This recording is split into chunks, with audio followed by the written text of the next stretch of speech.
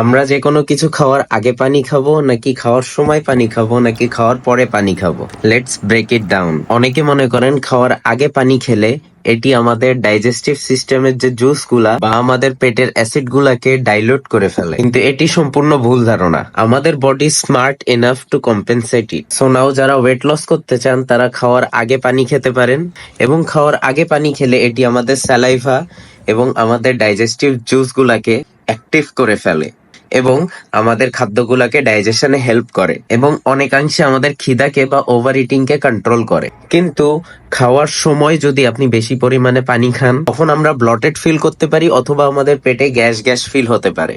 So খাওয়ার সময় পানি খাবেন না, আর যদিও খাওয়া লাগে তাহলে খুবই কম সিপ সিপ করে খাবেন।